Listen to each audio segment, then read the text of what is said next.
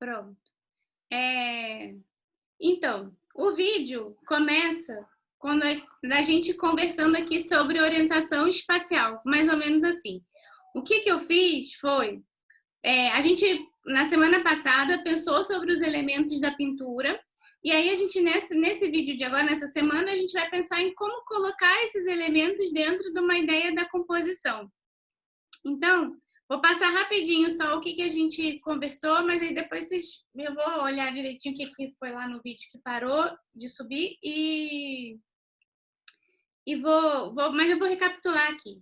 A ideia, essa imagem está lá no vídeo. Então, isso aqui é uma ideia de orientação espacial.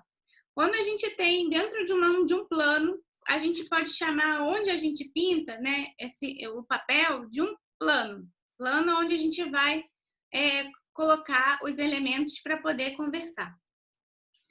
Então, esse plano também tem algumas orientações que a gente precisa levar em consideração para poder criar a nossa composição em cima. Então, eu fiz aqui algumas ordenações. Então, quando eu tenho eu fiz mais ou menos um desenho assim, retangular aqui e fui alinhando, botando as linhas principais, o que a gente vê primeiro, o que é mais forte dentro desse plano para a gente pensar. Então, quando a gente pega o plano e coloca uma linha no meio dele, seria mais ou menos isso aqui. Se eu pego e coloco uma linha no meio, eu estou dividindo o meu plano em dois pontos. Essa divisão, dependendo do que eu quero, pode ser benéfica ou não. Mas, normalmente, essa linha do meio, essa divisão muito certinha, ela deixa a composição muito presa, muito estática. Então, às vezes, incomoda essa situação aqui, desse plano no meio. O que a gente faz para ela ficar mais leve, menos pesada, é arrastar. É tirar isso de um lado e colocar no outro. Então, se eu tiro isso do meio e coloco em algum outro ponto mais para a lateral, eu tendo a desequilibrar essa minha divisão. Fazendo esse desequilíbrio, a composição fica mais leve e mais interessante para quem olha.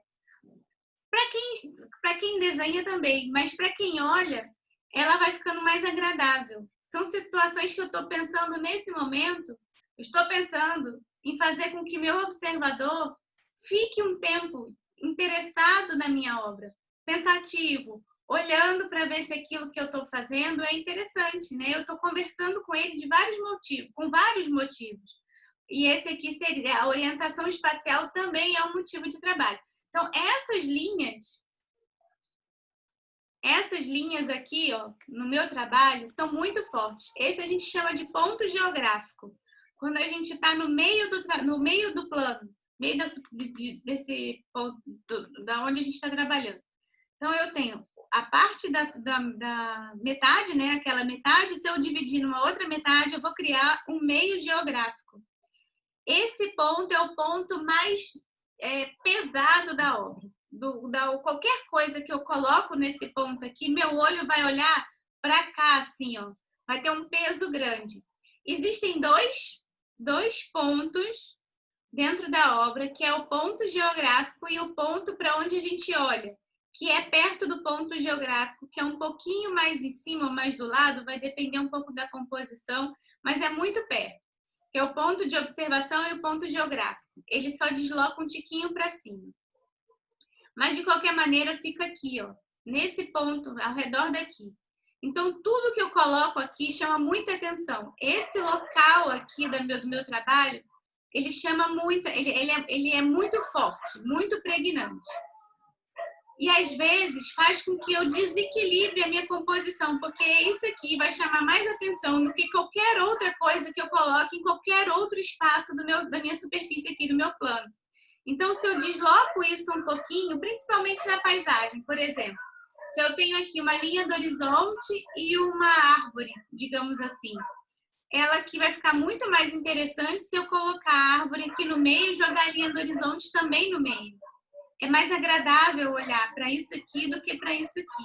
E eu posso, sim, colocar depois uma cena importante acontecendo aqui, mas ela vai ter, ó, outros locais para conversar, para poder equilibrar com aquilo. A mesma coisa com as diagonais. Por mais que eu diga que essas composições aqui são estáticas, são onde eu prendo as coisas no meu trabalho, eu impeço o movimento da composição, se eu faço assim, eu costuro. É como se eu tivesse alinhavado, costurado as coisas em pontos muito duros na minha composição. Mesmo eu trabalhando com uma diagonal, que use realmente as diagonais, os pontos, né? Começa num ponto e termina num outro ponto da diagonal, eu vou ter um caminho para perseguir aqui, que vai fazer o seguinte. A minha obra, sei lá, tá acontecendo uma cena aqui. Se eu coloco um braço de alguém apontando para cá e alguma coisa que vai emendar para o resto, isso aqui, ó, é um ponto de fuga. Eu vou embora. Meu olho vai ler daqui para cá e vai embora. Vai olhar para o quadro do próximo. Porque eu ainda estou jogando ele para lá. Daqui para lá. Normalmente a gente lê daqui para lá. Então, se eu faço isso, a obra daqui vai se tornar muito mais interessante do que a minha, porque eu joguei o meu observador para lá. Eu fiz ele sair, fiz ele embora. A mesma coisa vai acontecer aqui. Por mais que eu costure essas duas linhas para cá, nesse ponto super duro, essa diagonal e essa aqui também vai fazer. Talvez eu vou chegar, eu vou olhar para cá, mas ao mesmo tempo ela faz eu sair. Porque ela está muito no cantinho do trabalho. Então, ela faz eu ir embora. Se eu crio uma nova organização de diagonais, eu posso até botar ela para cá, mas eu tiro ela dessa ponta, jogo ela para cá. Ou então, interfiro ela com outras diagonais. Eu faço mais movimento, né? Se eu olhar aqui, eu tenho mais movimento aqui do que aqui. E não atrapalho o meu trabalho, porque eu vou fazer com que elas se equilibrem. Criem movimentos, mas eu não estou jogando ninguém para fora da minha superfície. Eu continuo conversando com eles aqui. Isso aqui seriam os modos principais. Agora, as combinações feitas dessa ideia são inúmeras. Eu posso pensar nisso de várias maneiras. Eu vou pensando nisso dependendo, né, da relação até da imagem que eu quero criar. Uma natureza morta, uma paisagem, uma cena campestre, um rosto, uma imagem. Então, isso aqui seriam os princípios básicos. Depois, se eu for pegar só estudos de orientação espacial, isso aqui vai desdobrar em um monte de outras coisas, que vai depender de uma época, vai depender do artista, vai depender do que ele quer passar e conversar.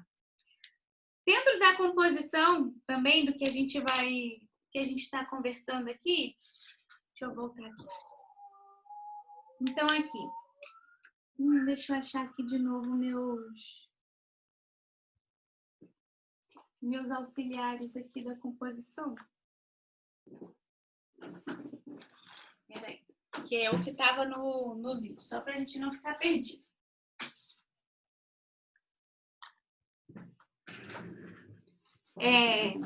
Então, aqui. Eu trouxe aqui para a gente brincar de composição uns elementos geométricos para trabalhar. E esses elementos a gente vai começar a pensar neles numa ordenação. E a composição basicamente vai ser aquele ritmo de semelhanças e contrastes que a gente viu lá na linha, que a linha ajuda a fazer esse ritmo, que pode ser um ritmo como esse. Até isso aqui pode ser um ritmo, porque eu tenho uma vertical, isso aqui acaba ficando na vertical, aqui também, esses dois juntos também vão me dar uma vertical. Ou a quebra do ritmo, que pode ser, eu deito um para cá, jogo um para cá, jogo aqui, crio uma diagonal para cá. Eu tenho uma horizontal, uma vertical, uma diagonal. Isso pode ser uma quebra de ritmo dentro dos elementos, mesmo que eu não tenha uma sequência dos mesmos elementos, né? Quando eu vou pensar numa composição, não necessariamente eu preciso ter uma sequência da mesma coisa, mas uma sequência rítmica eu consigo fazer com elementos, né, superfícies diferentes. E os contrastes é quando eu tiro, né, dessa sequência, eu quebro esse ritmo criando outros pontos, outras conversas ali. Então, aqui eu tenho aquelas verticais que eu quebro aqui com uma diagonal. Fiz uma tensão. Isso aqui já é um outro momento que eu vou pensar. E outra coisa que vai estar dentro do estudo da composição é a proporção, porque eu vou ter os meus elementos e vou conversar como é que esses elementos estão dispostos entre si e eles mesmos. Então, eu vou ter a proporção é a medida, Mas eu não preciso pensar numa medida de régua, eu vou pensar na medida proporcional. Então, eu tenho um elemento, e daí, a partir desse um elemento, eu vou começar a pensar ou quantos elementos de outro eu preciso para formar o primeiro. Eu vou estar comparando um com o outro, né? Então, aqui eu tenho uma distância, daqui para cá eu tenho outra distância. Talvez, ó, se eu quiser medir, eu vou ver mais ou menos que eu preciso de 2 bolinhas e um pedacinho de bolinha para formar essa aqui. Dessa de cá, se eu deitar ela aqui, eu vou precisar desse mais uma bolinha para formar esse de cá. Então, são essas comparações que eu vou fazendo entre os meus elementos, para eu poder entender como é que eles vão estar dispostos ali, e na hora de eu reproduzir, aí isso aí é na hora de eu desenhar. Na hora de eu criar aqui a minha figura, eu vou começar a medir os espaços. Eu vou medir o tamanho do objeto e vou medir o vazio do objeto. Esse vazio aqui, ó, é importante para eu saber também aonde ele encaixa. Às vezes o tamanho do objeto me atrapalha, mas se eu olhar o vazio, eu consigo sanar aquela dúvida ali que eu estava no trabalho, né? Assim, da onde que eu vou pensar, com que mede que eu vou trabalhar. Então, tanto o objeto quanto o vazio dele vai servir para eu colocar eles em cima lá da minha composição. E isso aqui pode ser uma composição. Não sei se ela tá bonita ou não, aí já é outra coisa. Mas se a disposição de elementos em cima aqui de um espaço é a composição. Então, a gente conversou nas aulas anteriores, né, sobre os elementos da pintura. E nessa daqui a gente pensou já nesses elementos organizados de tal maneira para a gente criar uma composição. Então, para eu criar essa imagem daqui, eu fiz a seguinte experiência. Eu pensei, isso aqui não existia antes. Eu pensei, como eu vou organizar esses elementos e a melhor maneira que eu vou dispô-los aqui no meu espaço, e depois eu posso deixar isso aqui já é válido como uma composição. Se eu quiser criar uma composição geométrica, uma composição abstrata, uma composição que não conta nada exatamente, nada do mundo real, nada figurativo, eu posso criar essa ideia aqui, não tem problema, posso pensar nisso. Como formas geométricas ou manchas, se eu quisesse pensar em manchas, isso aqui também já está válido. Mas se eu quiser pensar nisso num processo para criar uma imagem, a imagem está aqui. Antes de eu chegar a essa conclusão, eu só pensei também em que fundo eu vou colocar as minhas imagens, né? Então, eu tenho aqui decidido que eu quero uma garrafa, umas frutas, quero esses elementos para cá. Agora, eu tinha esse. Esse daqui para cá, sem graça. Não consigo ver. Eu perdi ele dentro da... Se eu boto num fundo escuro, eu perdi ele. Se eu coloco ele num fundo claro, ele volta. Então, eu tenho que ver o que eu quero aqui. Mas eu não quero fundo claro na minha composição. Eu quero compor com fundo escuro. Então, eu volto lá. Então, alguma coisa eu vou ter que ajustar. Não vai dar certo se eu colocar isso aqui. Ele vai desaparecer. Então, eu troco. Olha como ele já passa a chamar bastante atenção. Eu troquei a cor do elemento, não troquei o elemento. O elemento continua sendo um retângulo aqui, quase um quadradinho. Eu tirei ele do lugar e coloquei ele de volta com outra cor. Agora ele começou a reconversar aqui com meus objetos. Tanto com o fundo, ele começa a aparecer. Aí eu tenho que ver, gostei mais ou gostei menos? Ele até equilibrou mais a minha composição. Porque esses dois elementos aqui tem muito contraste. Azul com laranja faz um contraste enorme. Se eu tiro e coloco um cinza para cá que some no fundo, eu jogo o peso todinho da composição para esse lado aqui, ó. Isso aqui começa a chamar mais atenção do que esse lado de cá. É como se eu tivesse feito... É como se eu tivesse botado todo o meu interesse num lado só do trabalho, porque isso aqui não está chamando atenção, mesmo tendo um elemento aqui. Num lado só do trabalho, a minha composição fica torta. Ela fica desbalanceada, né? E aí, quando eu jogo um para cá, eu volto e coloco, eu uso melhor todo o meu espaço. Continuo tendo contraste aqui. Aqui é um elemento meio que neutro, não chama tanta atenção nesse caso como esse aqui, mas conversa com o resto todo, porque aí eu também tenho um elemento claro dentro de uma área escura e equilibro aqui uma questão do claro escuro, equilibra aqui outras formas e elementos. Então, foi a partir dessa ideia que eu criei a composição aqui. Aí, o que eu fui? Fui atrás de imagens que me lembrassem as coisas que eu estou aqui. O que eu posso transformar esses elementos geométricos numa imagem que eu queira conversar sobre a narrativa do mundo. Então, essa coisa maior aqui vai virar uma garrafa, aqui uma sacola plástica e aqui umas tangerinas por dentro. Então, isso aqui também eu posso fazer o inverso. Eu posso pegar imagens e tentar ver quais são os elementos geométricos que eles estão aqui, e depois eu pegar esses elementos geométricos e brincar para ver como é que essa composição funciona. E hoje, o que eu separei para a gente fazer foi fazer juntos uma composição. Então, eu já tenho os elementos aqui, não precisava desenhar. Eu recortei uns elementos, que são eles aqui. E aí eu queria participar com vocês para a gente ver aonde a gente vai colocar eles e como é que vai virar esse nosso desenho do final. Então, vamos juntos pensar numa composição do que cada um mais gosta, o que vai funcionar. O que eu tenho, além desses elementos aqui, o que eu tenho? Outras cores que a gente pode pensar nos fundos que a gente vai botar e ver o que casa melhor. Então, temos fundo branco, fundo bege, fundo verde, fundo escuro. E aí a gente vai pensar um pouquinho nessa composição antes de pintar. Porque são com essas coisas que a gente lida na hora de trabalhar a pintura. São esses elementos, principalmente a cor. E aí, tendo o nosso esquema aqui, e depois tendo as cores que a gente vai trabalhar, vai ficando mais fácil. Com o tempo, a gente vai vendo melhor isso. Assim. Você não vai precisar brincar de quebra-cabeça, mas você vai construir mentalmente essas combinações para ver o que fica melhor. Mas antes dessas combinações serem mais fáceis de fazer mentalmente, não tem problema se quiser começar a recortar. Isso aqui pode até virar uma colagem depois. Quem brinca com colagem, quem gosta de fazer, é o princípio tá pensando em composição diretamente. E tá usando aqueles elementos de recorte para ver onde é que eles combinam mais. Aí tá pensando na cor, no plano, tudo que a gente conversou na semana passada. Também, não precisa ser só para pintura. Mas aqui a gente vai pegar um princípio da colagem, levar para a nossa ideia da composição, porque aqui viram pecinhas, e a gente vai pensar nessas pecinhas como forma de organização ali do nosso trabalho. Achando a composição, a gente começa a desenhar e ver como é que ela funciona. Então, vamos lá.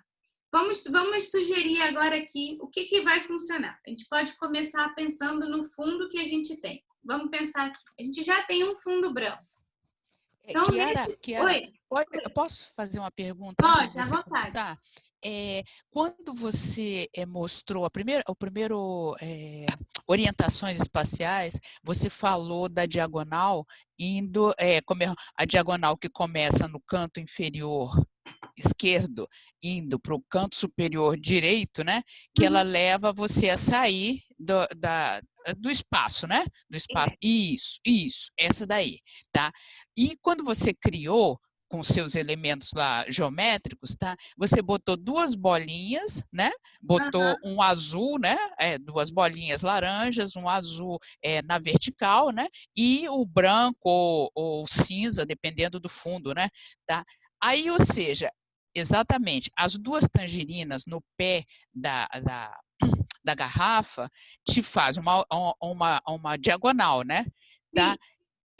Se fosse ao contrário, se essas tangerinas estivessem na outra diagonal, elas não te jogariam para a garrafa?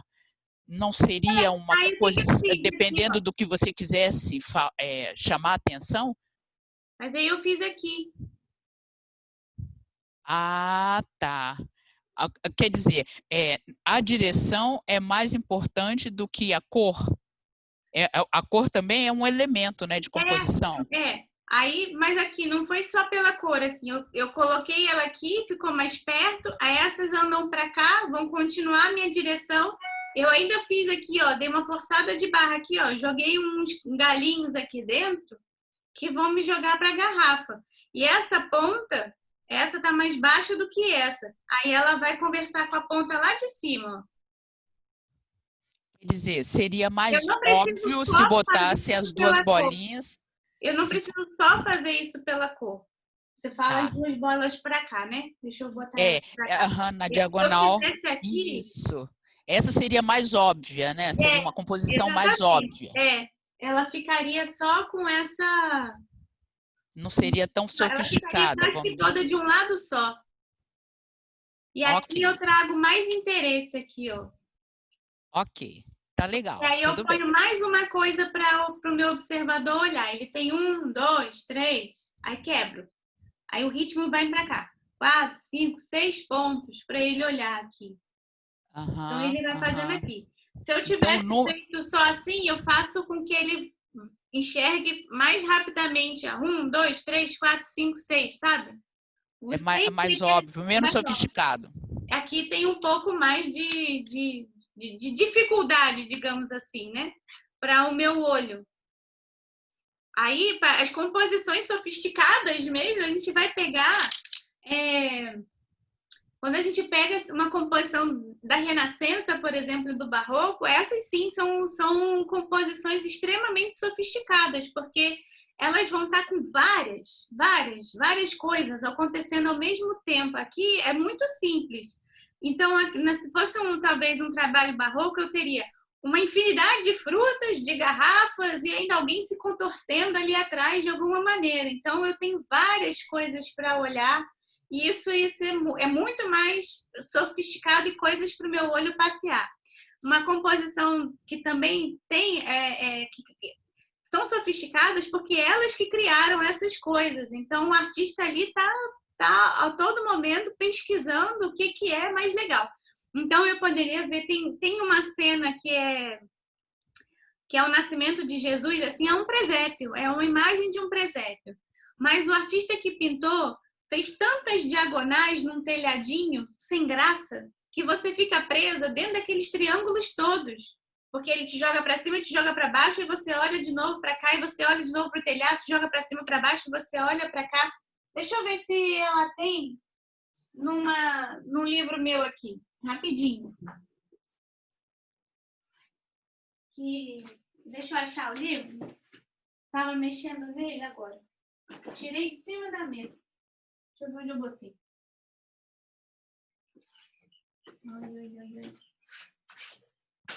A minha impressão, Inês, não sei se foi para ti também, é que se deslocasse a tangerina para a outra diagonal, né, ficasse da esquerda para a direita, subindo, eu acho que ia ficar um pouco desbalanceado também, um pouco mais pesando mais para a esquerda.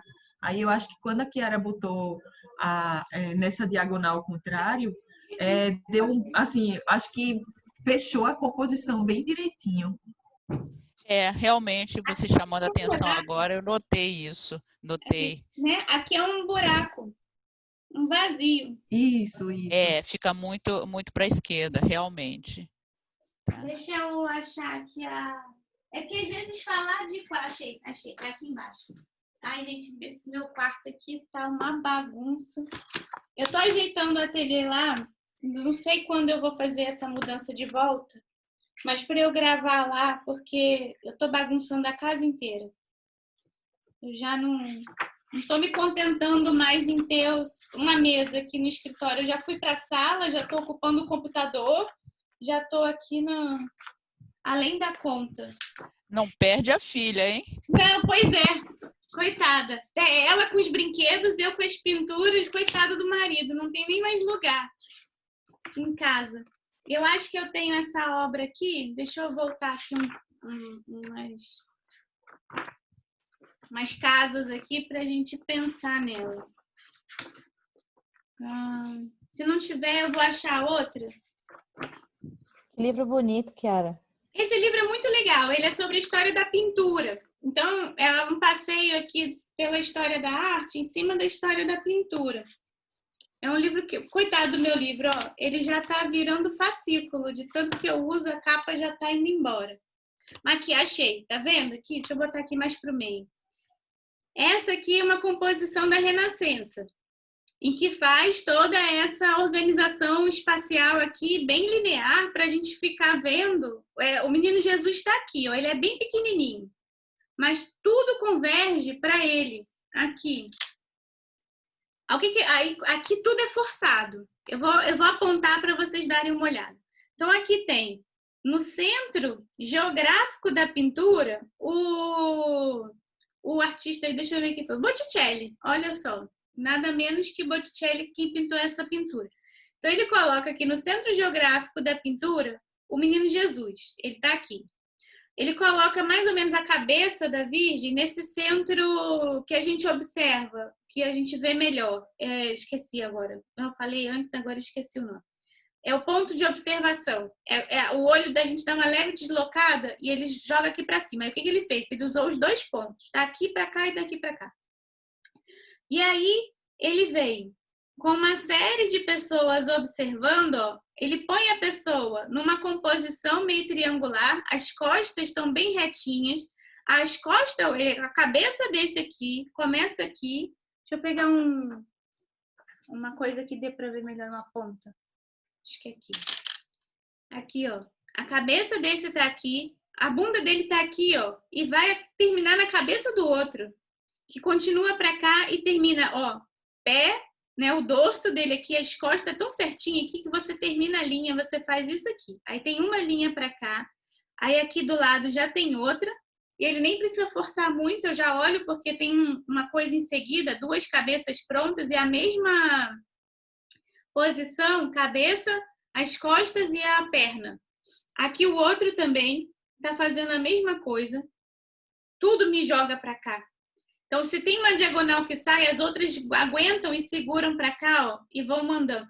Todos os olhos aqui, tá olhando aqui para essa cena. As duas figuras são importantes. Então, tanto olha para o menino Jesus quanto para a mãe. Até o José aqui, coitado, do lado de coadjuvante aqui, ele também tá fazendo essa linha aqui. Bem, o braço dele está posicionado de um jeito que termina dentro de alguma linha aqui, que se eu traçar, eu vou achar. Agora, olha esse telhado.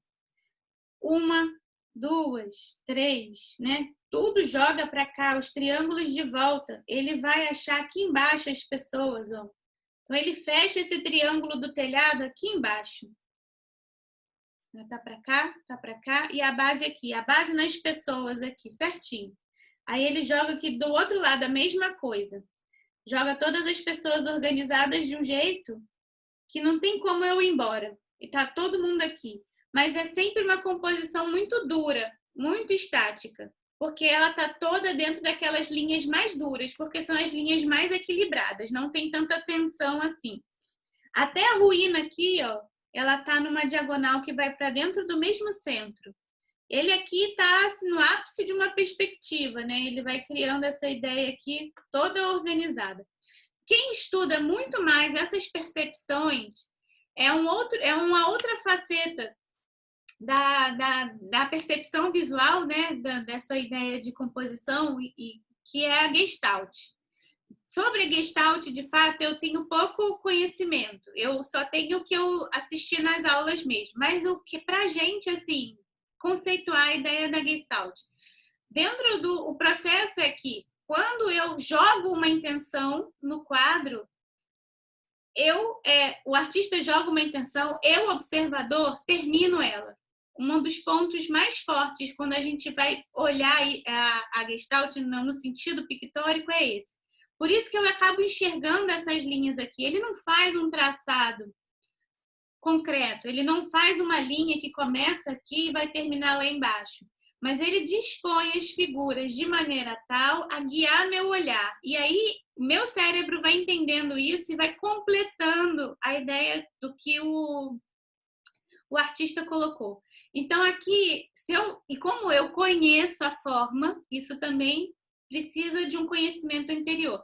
eu conheço o triângulo é uma forma simples, eu aprendo isso na escola, beabá, é um triângulo. Então, mesmo que não tivesse desenhado aqui um triângulo, eu enxergo esse triângulo porque ele me deu a deixa.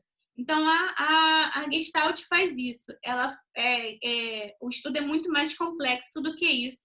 Mas quando a gente pode pensar quem vai estudar essa situação dentro de uma obra de arte, também tem os processos da Gestalt. Então, ela vai fazer isso para a gente, ela vai terminar essas composições. Então, essa aqui é outra. Essa não está tão óbvia quanto aquela ali, mas ela também tem uma série de triângulos e equilíbrios aqui dentro do trabalho. Olha só, vamos achar. A gente tem uns triângulos virados para cima e um triângulo virado para baixo. Olha onde é que ele está. Aqui, ó. Eu tenho aqui, primeiro, aquela diagonal bem dura aqui.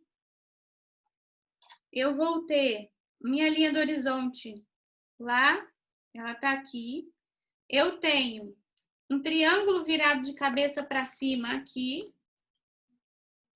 que ele faz o ponto C no aperto de mão das duas mulheres, e ele faz com que eu veja esse aperto de mão aqui, assim, ó. Ele joga para cá. Ele segura elas aqui nessas verticais, duras, rígidas, para cá. E tem uma série, né, de verticais aqui. Eu tenho outro aqui que acontece aqui também. Você imagina um triângulo, mas a composição, por mais que ele use todo esse traçado duro aqui, ele faz com que eu segure a composição, o ato principal, porque ele joga ele no meio de um triângulo bem forte aqui, ó. Uma olhando para a outra, né? Essa pose que elas estão aqui bem forçada. Olha só a cabeça delas aqui. É um triângulo imaginário. Eu termino esse triângulo aqui porque eu conheço a forma e ele me dá a deixa. Então, ele fecha aqui também, ó. Cotovelo, mão, esse outro braço, cotovelo, aí essa roupa daqui, ó, ela faz uma linha reta aqui, o braço dela tá aqui embaixo, tá inclinado para baixo. Mas para dar certo o meu triângulo aqui, ele coloca a roupa para cima, ó, e faz eu enxergar um ponto, outro ponto, outro ponto, outro ponto. Então, eu fecho aqui também. Fecho aqui em cima e fecho aqui. O próprio homem aqui, ó, tem uma bengalinha. Essa bengala tá andando para cá, vai para a mão dele, da mão dele vai para o olho, da olho volta, porque a túnica tá para cá, ó. Aí o que ele faz? Para não ir embora direto, ele dá uma curvinha aqui, vai uma coisa muito discreta. Joga essa curva para cá. Aí eu volto aqui pra bengala. Então, ó, eu faço esse movimento de cá. Vamos ver nesse outro homem daqui. Aqui, né? O triângulo tá para cá, vem para cá. Não chega a ter uma volta tão grande, mas ele passa aqui. Por causa dos claros, ele joga para cá. E se ficar procurando, vai achar muito mais coisa ainda aqui dentro. Coisa até que eu ainda não... Kiara, oi? Tem aquela obra também, ela Maestá, que tem aquela, acho que é Maria e tá segurando o bebê Jesus e tem vários anjos e atrás dela tem os apóstolos, se eu não me engano. Mas aí, peraí. Também tem vários triângulos também. Eu não sei se eu tenho ela aqui, mas se for pegar nessa época, praticamente tudo vai estar dentro de uma ideia próxima disso aqui. É essa aqui? Não, não é essa. É do... Ai, deixa eu ver o nome. Essa aqui já é mais do início aqui, mas aqui também tem. A própria figura de Maria é feita numa composição triangular. Se a gente for olhar isso, é repetido por vários outros artistas. Um repete-se porque deu certo, um repete porque o primeiro estudou e funcionou a composição, o outro vai, ou então porque acaba que é como se ficou ali uma representação simbólica. Às vezes tem isso também, assim, a simbologia de Maria é ela sentada com a criança no colo. Aí um fez, deu certo, acaba que outros vão repetir isso também. porque criou uma ideia de que, quando eu olho, eu reconheço que essa é a figura importante dela. Então, aqui também tá ela triangular aqui. E esse triângulo não tá só nela, ele termina bem aqui embaixo. Todo esse tapete que tá aqui na frente também joga para ela de volta, né? Vai fechando outros pequenos triângulos aqui e vai segurando essa composição que é bem rígida. As composições da Renascença são rígidas. Olha só essa ideia de perspectiva aqui, né? Como tudo é muito calculado. Deixa eu voltar. Deixa eu ver aqui. Não. Chiara, essa é a minha pergunta. Esse tipo de ideia de composição e tudo, ela começa a ter no Barroco, na Renascença, ou antes já existia esses estudos e tudo? Porque tudo que você está apresentando é muito da Renascença. No Gótico tinha? Anteriormente tinha? Não tanto. É diferente. Vai ter, mas é diferente. Vamos voltar. Vamos voltar aqui um pouco.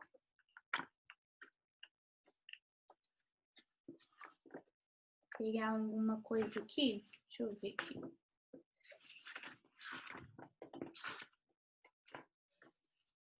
A gente pode pensar aqui essas pinturas anteriores à Renascença. Essa aqui é a pintura gótica. Vamos começar com a pintura... Aqui, o que vai acontecer? A pintura antes do gótico, quase não vai existir pintura, de fato. É muito menos. A produção pictórica antes da era gótica, ela é menor mesmo. Você vai ter muito mais observação. Assim...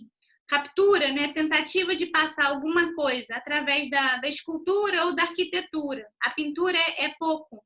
Ela vai estar mais restrita a um livro, dentro dessa ideia de ilustração que a gente vai ter, do que quadros representativos. Vai ter tapeçaria, vão ter outras coisas, mas não...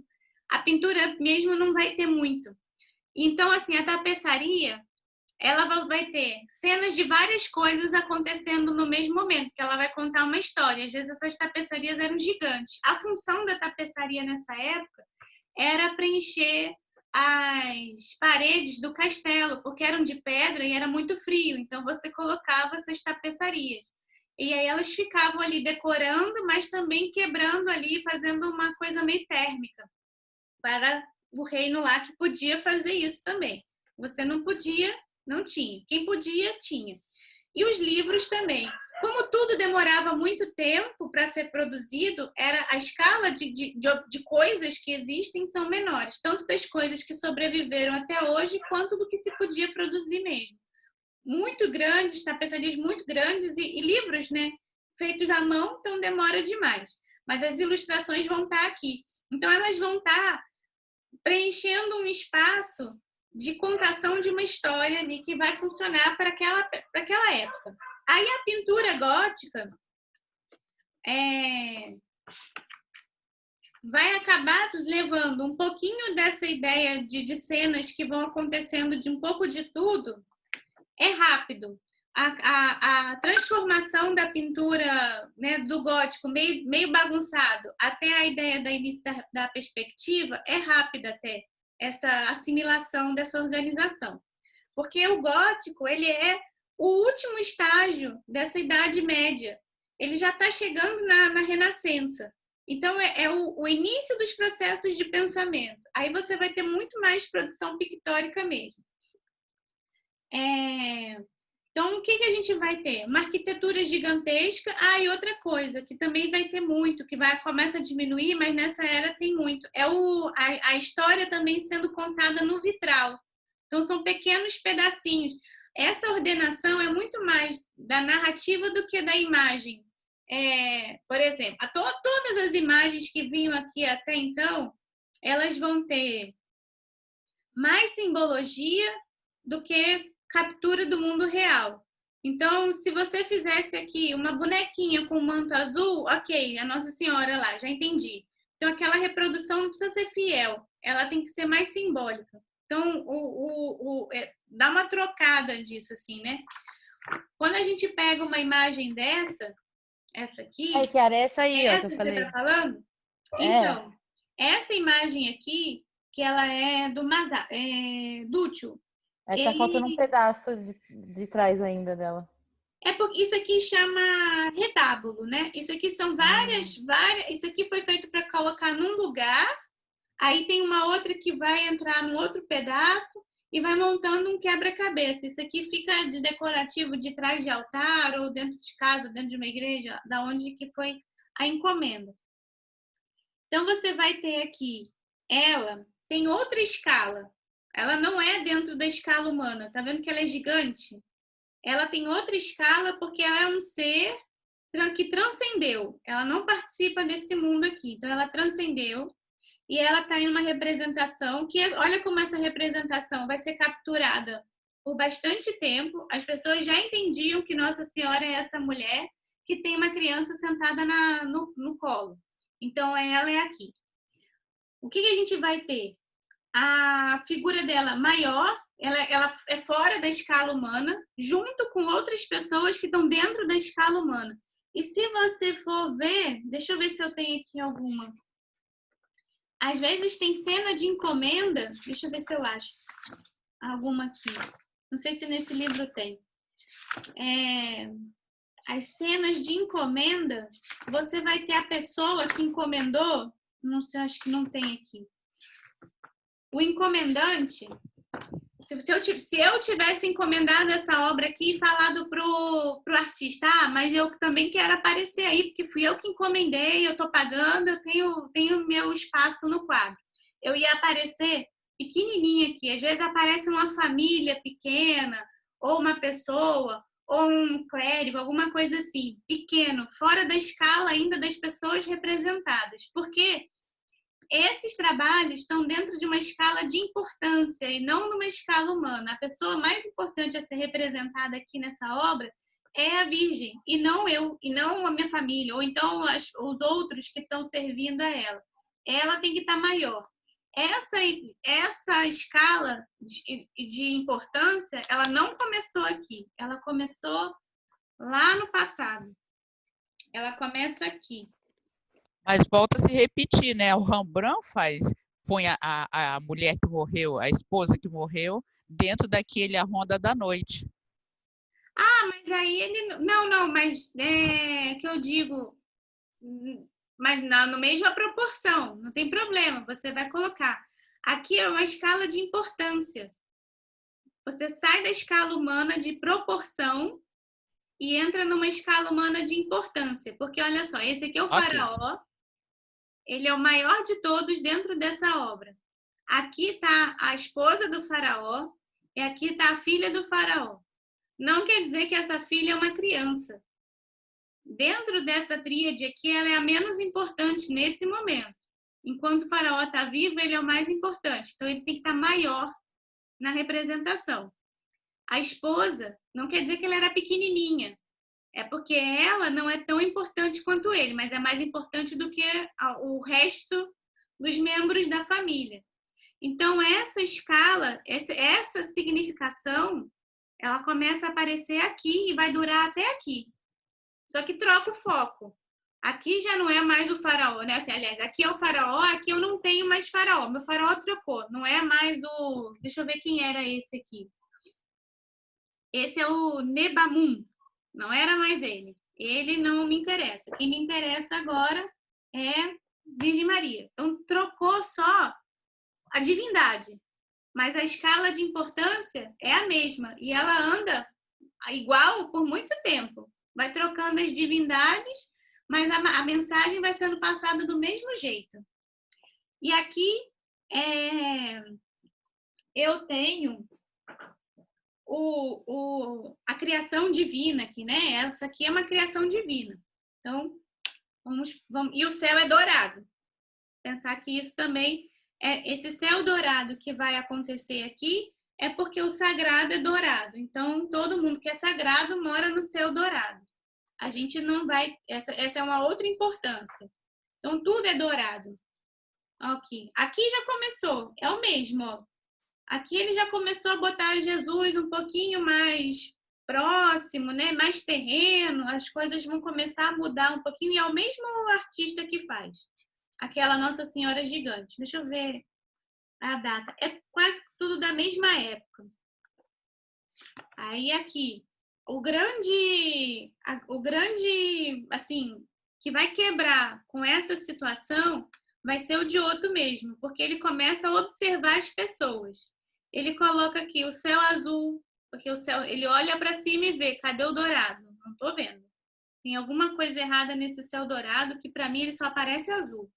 E aí ele vê que as pessoas sofrem com o morto. E ele começa a colocar também as pessoas ordenando aqui mais ou menos na escala humana. Eu não tenho um Jesus gigante e as pessoas de menor importância pequenininhas. Ele já começa a pensar que ele poderia ter vivido, né, junto da gente. Então, se ele é a imagem e semelhança, ele deve ser parecido com a gente, não deve ser uma coisa disforme. Então, aí começa a cair um pouco, mas não quer dizer que não continua a se fazer. Ele é o primeiro a sair dessa representação, mas vários outros continuam dentro desse ciclo aqui. Vão começar fazendo assim seus trabalhos, vão aprender a fazer isso e vão morrer fazendo isso, mesmo já com essa transformação de organização. Então, na pintura, não é que um acorda num dia e começa a fazer diferente, todos fazem. É sempre demorado, ainda mais nessa época aqui. Demora-se muito mais para trocar algumas situações. Então, o Giotto está aqui. Ele é até contemporâneo. Essa pintura é de 1304 a 1313 e esse é de 1308 e terminou em 1311, né? Então, ele começa a ter essa sacada. Ele, puxa, ele deve ter morreu, se machucou, sofreu, tá doendo. Então, eu vou botar uma cara ali para ele. Mas não quer dizer que as coisas param de fazer de um jeito tão brusco assim, ó. Continua. Céu dourado, aquela cara de que não vive nesse mundo aqui, ó, não tem expressividade. Eles não são humanos. Para um homem dessa época, essas divindades não são humanas. Então, elas não podem sofrer como nós sofremos. Elas transcenderam. A gente é que é pecaminoso. Eles não. Então, o negócio aqui é outro. Então, eu não tenho um sofrimento total. Agora, as cenas de paisagem, essa aqui é uma das que eu acho mais bonitinha, assim. Tem várias, mas essa aqui é muito interessante. Ela conta uma história pra gente aqui. A alegoria do bom governo. Então, tem a cidade que está funcionando, tem aqui o nome da cidade, um anjinho aqui que está pairando sobre esse espaço geográfico aqui. Então, tem já uma pequena organização de ideia, as pessoas aqui, mas não combinam muito as pessoas com a geografia, né? Assim, elas são muito maiores até do que as portinhas, mas já tem aqui o começo de uma tentativa de organização. Já pensando numa situação de proporção humana, da escala humana, né?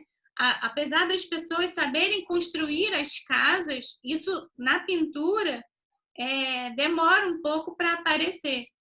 Então, olha só, aqui tem uma coisa aqui, uma tentativa de um muro nessa diagonal aqui acontecendo, uma coisa até meio naif aqui, mas é uma tentativa de capturar e organizar isso lá. Chiara, desculpa, qual é o nome dessa pintura? A Alegoria do Bom Governo. Ela é de Ambrogio Lorenzetti. Obrigada. Deixa eu ver se eu tenho um chat aqui. Tem? Não tem? No Zoom tem, né? Bate-papo. Deixa eu escrever lá. Já anotei. Já anotou? Tá. Não, obrigada. Vamos lá. Aí, eu tenho essa imagem de cá, que já começou. Depois, isso aqui é dentro de isso aqui é dentro ilustração de livro, esse aqui. Esse. Olha como bonitinho assim, mas meio ainda fantasioso, né? Algumas coisas que vão aparecer. Olha a outra aqui, outra série da mesma coisa, né? Nossa Senhora, Menino Jesus, uma série de anjos, arcanjos e pessoas ao redor dela. Isso aqui também é um retábulo. Está fazendo parte contando alguma história. Os retábulos também contavam histórias em pedacinhos. Então, quando a gente lê uma pintura gótica, é como se a gente estivesse vendo uma revista em quadrinhos. A história começa de um lado, começa do outro, vai andando, vai andando. Às vezes, isso tudo está na mesma pintura, não tem separação. Deixa eu andar para aqui, ó. Essa não tem. Essa daqui são a adoração dos reis magos, né? Então, eles estão saindo de algum ponto, vindo para cá, chegam numa outra cidade, vai, bate aqui, até dão uma volta, pronto, acacharam. E aí eles chegam aqui no final. O mesmo personagem vai aparecer. Essa aqui é outra, que é super bonitinha também. Esse aqui é o encontro de Santo Antão, acho que é Santo Antônio, e Paulo de Tebas. Então, tá lá. Talvez esse Paulo de Tebas seja esse aqui, eu não sei. Ou esse aqui, não, talvez, não sei. Não sei quem é um, quem é outro. Os dois são santos e estão vestidos parecido. Aí falta religião aqui para eu entender. Mas o homem da época ia saber. Aqui, ó. Então, o cara tá saindo aqui, tá passeando, ele vai dar a curva, teve alguma tentação aqui, ó, encontrou alguma coisa esquisita, porque isso aqui parece um fauno. Não é um homem direito, ele tem perna de cavalo aqui. E aí encontra, é uma tentaçãozinha, acontece alguma coisa aqui, até que ele chega e de verdade acha quem ele tinha que conversar. Então, na mesma pintura, tá aqui a história acontecendo. Tem uma pequena ideia aí de noção, de perspectiva, mas ainda é muito simplificada, porque o que mais importa nesse caso aqui é a narrativa. É que eu olhe e saiba que o Santo Antão aconteceu alguma coisa com ele. Ele veio de algum lugar e chegou em outro lugar e a história dele se passa assim. Então, se a árvore não está muito legal, não tem problema. A mensagem é o mais importante. Essa aqui também, ó, é super bonitinha. Ela tem até um balão de diálogo aqui. Aqui tem um cântico, alguma oração aqui para esse morto aqui que está conversando com Deus, ó. E ele fala alguma coisa aqui e aqui fala outra coisa. Mestre das horas de Rohan, o morto ante seu juiz. Ele deve estar pedindo alguma coisa, alguma piedade aqui, alguma coisa, porque ele deve ter feito, né, seus pecadinhos, mas está lá se redimindo ali na frente do seu juízo final. Então, tem aqui, e foi na época da peste, essa imagem.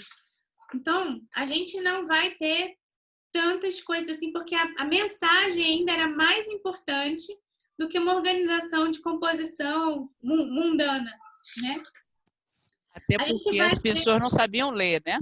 Não sabiam ler. Não, iam na igreja, viam as figuras e aí entendiam a história. Que eram a catequese. Então, a história e as figuras eram muito mais importantes do que aqui. Esse livro é da Wendy Beckett. Ela tem um programa que está no YouTube. É um programa super antigo. Ela é uma freira inglesa que ela vai nos lugares e vai fazendo essa análise das obras e tal. Então, tem a série toda dela já tá disponível no YouTube, dá para achar. Eu acho que é isso mesmo. A história da pintura, por Wendy Beckett, alguma coisa assim. É bem legal. Quando uma vez eu levei esse livro, eu vi de uma colega, aí comprei, levei esse livro para a faculdade, um professor olhou torto por conta dela ser uma freira. Gente, mas eu acho que para quem não tem a iniciação, ela não fala nada de errado. Ela realmente vai lá, fala os princípios muito básicos. Não é um livro acadêmico, mas para você começar alguma coisa, eu comprei no primeiro mês de aula eu comprei porque eu não tinha isso aqui tão detalhado. Eu precisava de uma base para poder entender o que eu estava recebendo. E ela super funcionou para mim. Funciona tanto que eu uso até hoje. Tem umas curiosidades aqui, algumas coisinhas assim, e é super bonitinho. Ela chama aqui de inovação do norte. O que acontece com o gótico? O gótico, ele é um movimento que chama gótico internacional. Ele não tem muita diferença da ideológica quando ele sai do primeiro ponto que começa essas representações. E se você for em várias cidades, que não tinham os países ainda, né? Mas se for andando de várias cidades em cidades, você vai ver que a ideia é a mesma, porque você está conversando com o divino. Você não está exatamente fazendo uma representação cultural do seu lugar. Então, não tem muita diferença de um ponto para o outro. Então, os historiadores da arte chamam um período grande do gótico de gótico internacional, porque ele não faz essa diferença cultural. Você não está ali querendo fazer o seu folclore. Você está fazendo uma referência divina que tem que ser... a história é a mesma, então não tem muita particularidade. Apesar de ter, não é tão particular assim. E aí ela chama de invenção do norte, né? Vai pegando as pinturas dos Países Baixos, começam a ter um pouco mais de realismo dentro do processo. Eles observam, começam a observar mais. Aí vai ter outra questão. Os Países Baixos ali já estão se desentendendo com as suas culturas religiosas, já estão saindo ali do domínio católico, talvez, que a gente conheça, que ficou muito pregnante no Portugal, Espanha, França, Itália, principalmente, né? Nessas penínsulas itálicas ali, nesses locais, você tem essa dominação católica muito maior. Então, ela vai ter um tipo de representação. Quando a gente sai desses locais, vai para a Inglaterra e os Países Baixos, principalmente, eles começam a já não dar tanta atenção assim, e a gente vai começar a ver dali mesmo uma representação muito mais fiel da figura humana. Isso aqui, ó, parece que está até deslocado da época que está. É um retrato de Robert Campin, Retrato de Mulher, 1420. Deixa eu ver se eu acho... olha aqui. Essa pintura é de cerca de 1418, ó, né? Não talvez que esse artista não pudesse fazer algo assim, mas não lhe interessava, não era o principal. O público dele, talvez, não conceberia bem algo próximo disso. Então, acaba que não se faz. E aí, aqui, já tem outra ideia. Até o alfinete da cabeça, ó, que está segurando o manto aqui, ele faz. Mas é o mesmo artista aqui. Tem ainda traços, né, dessa fantasia gótica aqui. Eles não rompem diretamente. É o mesmo. Esse. Aqui a perspectiva, uma tentativa melhor, ainda está esquisita. Se a gente for calcular na ideia da perspectiva, isso aqui ainda não funciona. Mas já está melhor do que os anteriores. Aqui também a ideia de distância, ó, como ele já desenvolve melhor. E outra aqui. Agora essa daqui é demais, né? Esse aqui é o Van Eyck. Aí aqui já está tudo convergindo, ó. O Van Eyck aqui já estava estudando. Ele já estava entendendo do que ele estava fazendo. Tem um traçado aqui muito forte. Então, até aqui o Pentecoste aqui, sei lá, né? Não sei qual é exatamente o que ele está fazendo. Adoração do Cordeiro. Mas tem um Espírito Santo aqui que solta aquelas faíscas, né? Então, ele tem até isso aqui já faz a gente olhar para cá dentro de um traçado mais regular. Então, eles aqui já estão... Os irmãos Van Eyck, eles foram bastante... sim, né? À frente do tempo. Então... Aqui é muito bonitinho, aqui está ele está nessa figura aqui, estão as pessoas aqui que estão olhando para frente, tá uma testemunha. Essa pintura aqui é bem, bem legal. Depois eu posso até tirar uma foto aqui do negócio. Mas olha só, essa aqui é de 1470, tá vendo? Como as coisas não deixam de serem feitas. Isso aqui, Mestres de Avignon, de uma guilda, não tem nem como saber quem é. Mestre de Avignon não tem nome. E aqui já tem um pouco mais elaborado. Enfim, é assim que vai acontecendo um salto, né? De uma ideia para outra. Olha só essa aqui como já está bem mais ordenada. A paisagem lá atrás menor do que ela, mais planificada como a gente enxerga mesmo. Uma organização dos tamanhos das coisas, né? Que estão em próximas distâncias, médias distâncias e longas distâncias. Aí já começa aqui a organizar. Agora tem o Bosch, que é loucão, assim, tipo, ele sai total ali do movimento dele, ele já tem historiadores aqui que falam que o Bosch poderia ser um precursor do surrealismo, assim, porque ele é muito doido.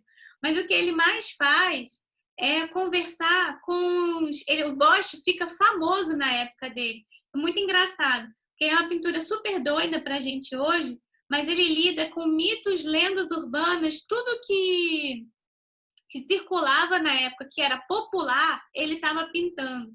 Então fica com essa... Isso aqui talvez represente melhor o homem medieval do que exatamente uma pintura como essa aqui, porque devia ser uma época muito confusa, porque as pessoas acreditavam em muitas coisas, né? E muitos castigos divinos, e muitas lendas, e bichos que não existem, coisas. Então, isso aqui talvez, esse imaginário aqui se aproxima a gente melhor do que uma pintura mais organizadinha. E essa aqui do Bosch é de 1505.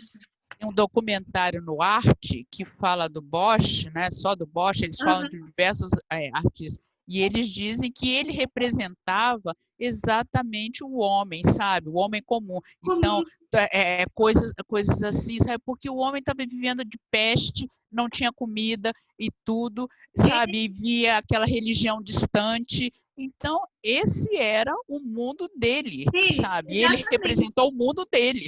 O mundo dele. E ele realmente fica popular, assim, mas não é um popular ruim, né? É um popular bom.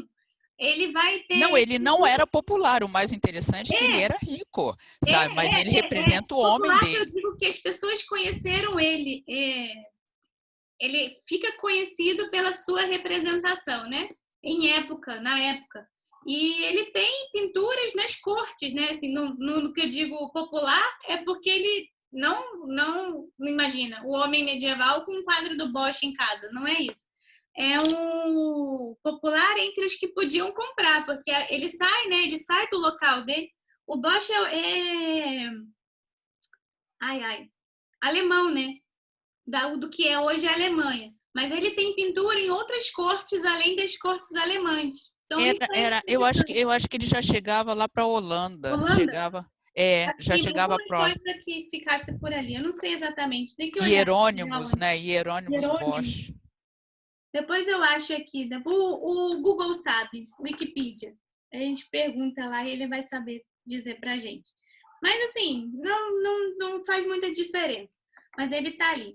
Esse livrinho é legal que ele vai dissecando várias pinturas também, vai ficando mais fácil assim para a gente entender. Mas quando chega realmente esse período da Renascença, é que a gente vai ver os traçados acontecerem, porque não é só na pintura que isso vai acontecer. A gente vai ver a arquitetura conversar com as arquiteturas greco-romanas lá. Então, gente, agora eu já me esqueci o nome. Eu acho que é o Paladino que faz o primeiro tratado. E de arquitetura eu guardo pouco as pessoas. Mas eu acho que é o Paladino lá. Ele faz os primeiros tratados de conversa, assim. E ele vai vendo, vai falando, vai conversando lá com os gregos para saber como é que eles construíam as casas, os templos, as coisas, os equilíbrios, as ordenações. Então, ele vai ser o tratado que vai ficar mais famoso entre os arquitetos da época, vão copiar aquilo. Aí, dessas cópias de proporção e medidas e ideais, vai migrar para a pintura também. Então, vem dessa arquitetura, né? Vem dessa organização clássica que eles vão estar conversando lá atrás para trabalhar. Eu vou falar desse aqui, porque eu acho essa aqui é muito engraçada. Esse afresco aqui é do Masaccio. O Masaccio também é um pintor famoso da época da Renascença, porque ele calculava tudo, é tudo certinho. Ele tem uns trabalhos com uma cuidado muito grande, né? E esse aqui eu falo que ele tem toque. Com certeza ele tinha toque, porque não é possível. Olha só. Ele tem 3 cores principais aqui, que é o branco, azul e vermelho, e ele faz uma ordenação com tudo. Ó, de novo, ele coloca aqui o Jesus preso na cruz, naquele centro geográfico, tira essa parte de baixo aqui, mas no centro geográfico dessa parte de cima tá ele, ó, certinho. Aí aquele ponto geográfico aqui e o ponto que a gente observa, que desloca um tiquinho para cima. Tá aqui o Senhor. E aí ele faz esse desenho, ó, que lembra todo um frontão grego. Olha a conversa lá no passado aqui de novo. Então, dessa vez, os góticos lá, o início do gótico estava conversando lá com os egípcios, daquela ideia de proporção, e aqui a gente está conversando com os gregos, olha só. Então, estão aqui. E aí ele vem com o telhado todinho, fazendo aquelas linhas aqui que vão dar, né, numa perspectiva que vai fazer um triângulo para baixo aqui com a ponta aqui, ó, da cruz aqui de Jesus. E ele pega um quadrado é vermelho, outro é azul, outro é vermelho, outro é azul. Aqui é inverso, não é uma linha só de vermelhos e azuis. Ele teve o cuidado de fazer tudo quadriculadinho aqui. Então, ele tem o manto azul de Deus aqui de um lado, essa túnica dele é vermelha desse lado, aí a primeira pessoa que está aqui, ela tá azul, a outra tá vermelha, aqui tá vermelho, azul e aqui volta a ser vermelho. Então, é tudo equilibrado. Até as cores estão equilibradas. Então, assim, é um domínio total. Ele calculou tudo. Tudo. Aí as pessoas também, olhando para cá, ó, fazem um triângulo aqui em cima, outro tem um dedinho aqui que puxa para o outro de cá. A única pessoa que fala com a gente é essa de cá. Não sei quem é. Tem que ler aqui para saber se tem alguma pessoa aqui. Mas, ó, cabeça. Então, até a própria posição das pessoas é meio triangular certinho aqui, ó. E tem uma base, outra base, a própria geografia aqui, né? Que a arquitetura aqui que faz organizar essa de outra maneira. Então, tem uma coluna, duas colunas, uma, duas, uma. Tá tudo equilibrado, tudo contado. Como se é simétrico. Se eu dividir aqui, o que tem de um lado tem do outro. A pessoa que sai dessa simetria aqui é só essa figura divina, mas ela tá equilibrada aqui com os outros elementos. Vamos voltar mais à frente. Esse aqui que é bonitinho, ó, que dá para sair bem direitinho, uma cena de caça, mas está todo mundo convergendo aqui direitinho, ó, no ponto de fuga. Já uma tentativa de colocar aqui todo mundo nessa perspectiva. E ela vai, aí começa. Aí não tem jeito. Aí essa perspectiva começa a ser difundida, os artistas vão estar trabalhando dentro dela, e não é difícil, e foi difícil de sair. Só vai sair dessa representação da perspectiva com as vanguardas modernistas, assim. A gente vai sair dela aqui. Só. Até os impressionistas, eles estão ali numa ideia eles ainda constroem isso, assim, tipo, sai com Van Gogh, né? Com alguns, um ou outro já começa a sair um pouco da ideia. Cézanne vai abandonando a perspectiva, porque olha aqui, né? Ele trabalha assim de um jeito que às vezes as coisas parecem cair da mesa e tal. Ele está abandonando essa ideia, a cor super forte, a narrativa que é o de menos também, uma cena qualquer. A cor está começando a falar mais alto, abandono da perspectiva, até a gente andar para cá. Né? Deixa eu pegar aqui. Aí a gente vai ver, né? Essas figuras assim, aqui também já não está mais interessando. Nem aqui quase nem a narrativa começa também a ser tão interessante assim. Então, até chegar sobre os elementos mesmo. Deixa eu puxar para cá. Aqui. Até chegar na conversa só dos elementos pictóricos. Assim, a perspectiva já saiu, ela não é mais importante, já não é mais interessante, nem mais parte faz do projeto. E aí vai falar cor, forma, luz, né, o claro escuro aqui, a composição vai bater, então tá vendo aqui, tem aqui um ritmo, ele continua para cá, então ele faz umas diagonais para cá, mas quebra com outras aqui, esse triângulo de dentro. Então tem as formas vão se quebrando para não ficar tão duro, muito pontiagudo, enche de círculo, quadrado. Então eles estão brincando aí com o que é possível para fazer um novo entendimento da imagem. E assim vão à frente. Então, deixa eu voltar aqui para o barroco. Fale. Você diria que justamente quando entra essa parte de elementos da representação, né, tá? Você começa a ficar mais hermético? Olha que lindo esse Tintoretto. Esse aqui é muito legal. Então, eu não sei se eu não...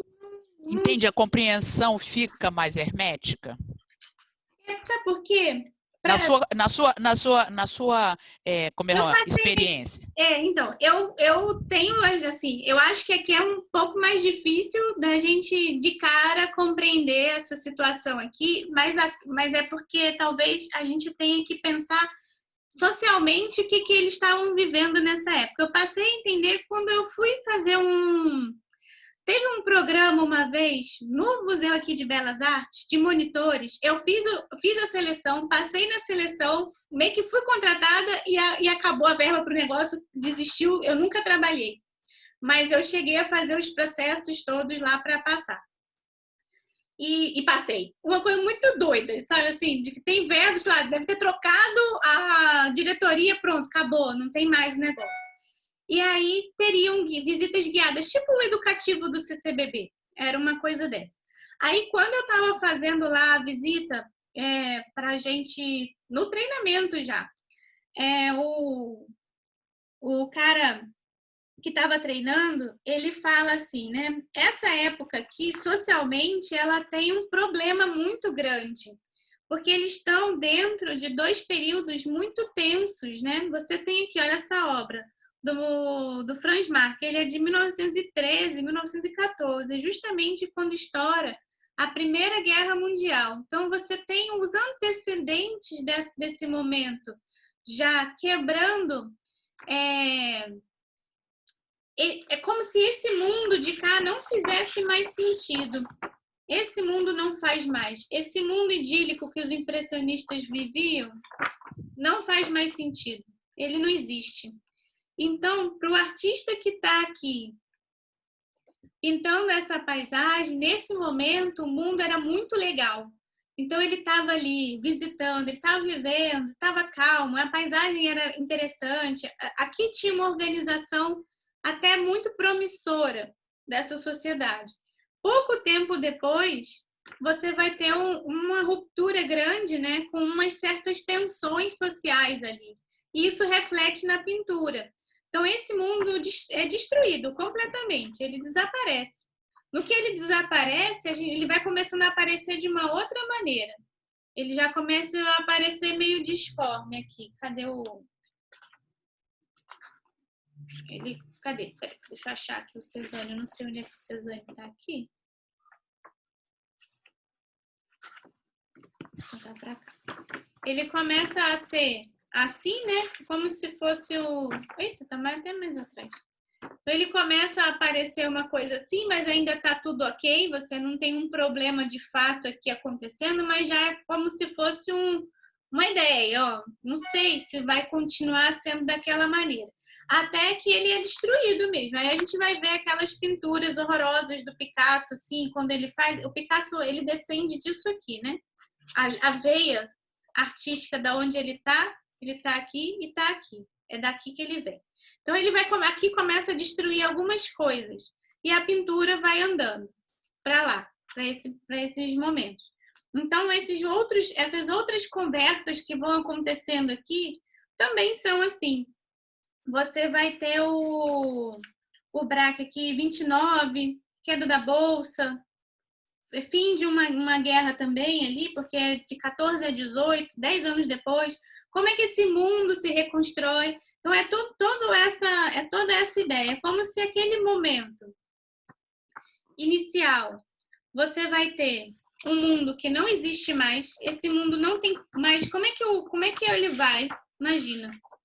O Sisley aqui, ele pinta essa campina maravilhosa, linda, que eu tô sentada aqui viajando com ele, pensando nisso, e aí, de repente, cai uma bomba aqui, mata todo mundo. Como é que esse artista que viu a bomba cair, como é que ele vai pintar isso aqui? Não faz mais sentido.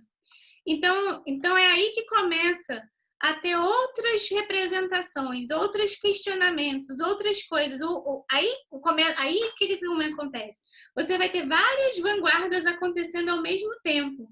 O que a gente aqui ainda vinha vendo com movimentos seguidos, né, e pequenos bracinhos desses movimentos, mas movimentos menores, a gente vai ter no início do século XX vários movimentos acontecendo ao mesmo tempo. Começa a ser muito... E esses movimentos são pequenos, são pontuais, porque você tem, grupos de 5, 6 pessoas pensando de um jeito. Aí tem mais uma meia dúzia lá pensando de outro. Aí na Itália esse pensamento é feito de uma maneira. Aí na Alemanha é a mesma ideia, mas aí eles se desenvolvem de outra maneira. Então fica muita coisa para ser conversada. Então, eu acho que já tem aí uma quebra do que a gente já conhecia, e toda vez que tem uma ruptura com o que a gente conhece, a gente tem um pouco de dificuldade de entender esse novo. A gente vai ver o artista passando por um momento social muito diferente, né? Assim, uma coisa muito bruta até, demais, né? Pelo menos a Primeira Guerra é uma coisa muito bruta ali para acontecer e destrói rapidamente o mundo anterior que ele conhecia, então ele não tem mais sentido falar sobre aquilo. E a gente vai ter essa velocidade mundial das coisas que vão acontecendo. Então, às vezes, tem um grupo que fala só da velocidade, aí você tem que entender o que ele está falando ali. Normalmente, então, não estou falando nem da pintura, está falando da velocidade dos trens. Aí eles começam a pintar umas coisas muito doidas, mas eles estão falando da máquina, do movimento, do telefone, sei lá, que está começando a surgir, da máquina fotográfica que capturou ali. Então, ele está fazendo um diálogo específico com alguma coisa específica daquela época. Aí você começa a ficar doida, porque tem que entender de todos o que cada um está falando. Os movimentos de vanguarda é tipo uma vida inteira para você estudar só esses movimentos de vanguarda, porque todos vão estar conversando sobre alguma coisa, não necessariamente a mesma. E aí atrapalha um pouco. Até então, o caminho é de um jeito. Século XX passa a ser de outro jeito. E a gente descende muito desses vanguardas que estão. Então, hoje em dia, a gente já não tem nem mais grupos artísticos, de fato. A gente tem um artista que pinta de um jeito e ele está dialogando com alguma coisa que está acontecendo no mundo atual. Então, por exemplo, o Banksy é um artista que está no livro já.